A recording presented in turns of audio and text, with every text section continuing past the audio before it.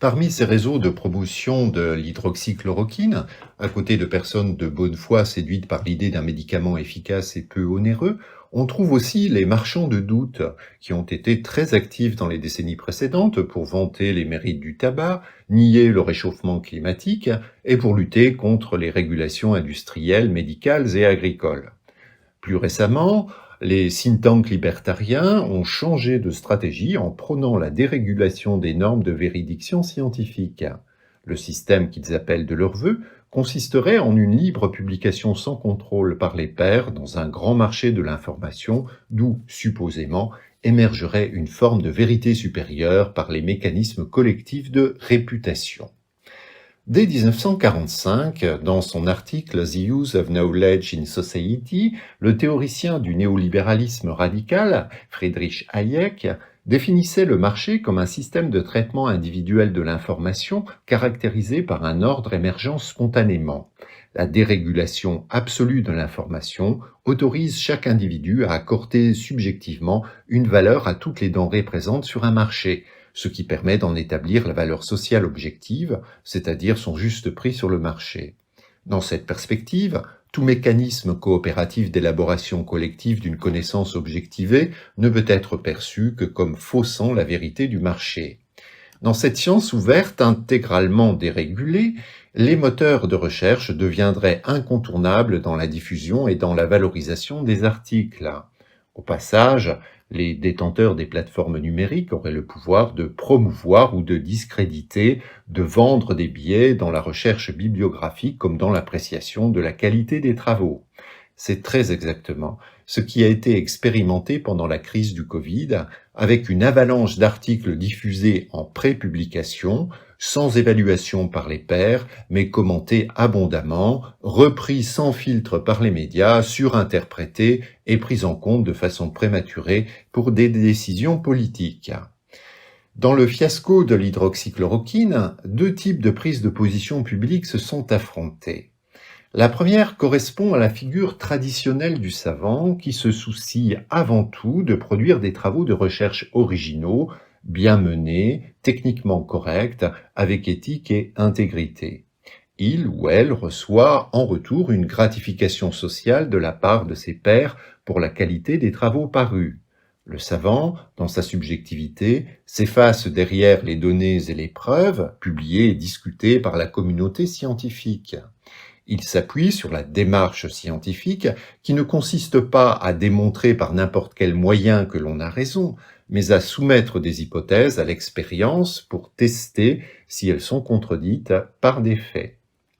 Face aux savants, une autre figure est apparue beaucoup plus récemment et bénéficie d'une promotion institutionnelle systématique, le manager de la science. La mutation est profonde. Le manager scientifique ne se soucie pas de produire des travaux de recherche, mais de faire fructifier son capital réputationnel de sorte à être financé. Cette réputation auprès d'investisseurs institutionnels passe par des indicateurs quantitatifs, comme le nombre d'articles publiés. Or, publier beaucoup suppose de capter la production scientifique d'un grand nombre de chercheurs précaires en l'assignant en tant que manager et récipiendaire de contrats de recherche.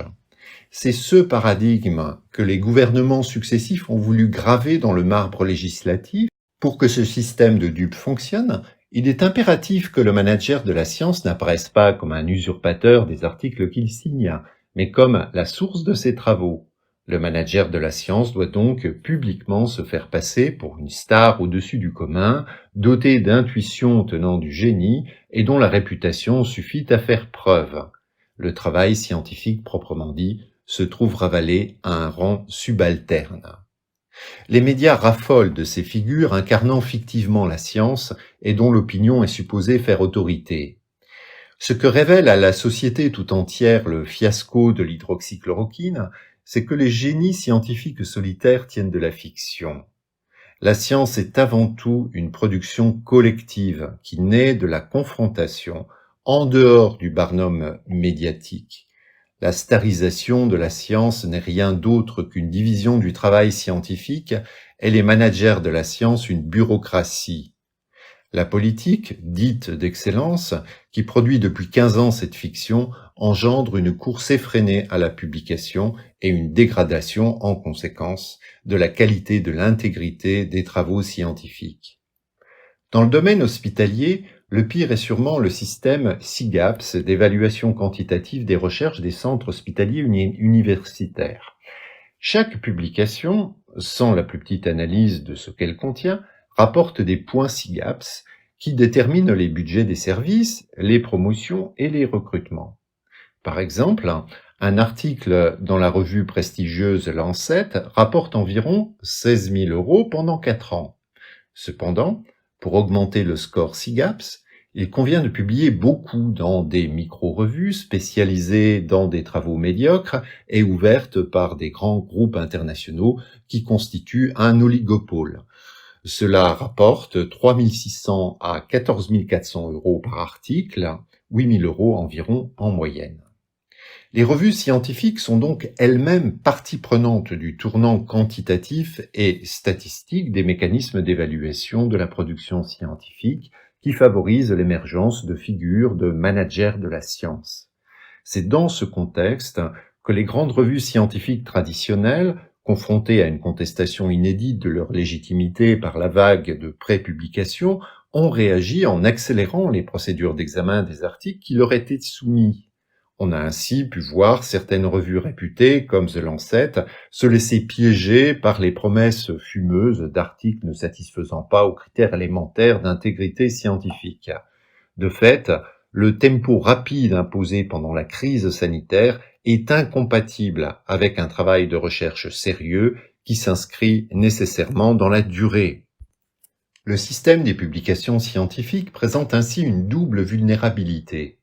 Les revues qui fonctionnent comme des marques favorisent des propositions à sensation, montant en épingle des résultats partiels ou mal contrôlés. Les micro-revues proposées en bouquet favorisent la production de masse de travaux bâclés et insignifiants, le plus souvent par les équipes de ceux qui constituent le comité éditorial. Le pourrissement de la recherche par la mécanique de réputation ne touche pas seulement les éditeurs et les stars, mais chaque universitaire, chaque chercheur qui aspire à survivre dans un système dit darwinien et qui est plutôt spencerien. De fait, les universités et les organismes de recherche ne cherchent plus à recruter sur la base de la production savante, mais de la capacité à lever des financements, donc de la réputation. Les sommes d'argent récoltées en projets de recherche deviennent des critères premiers de sélection.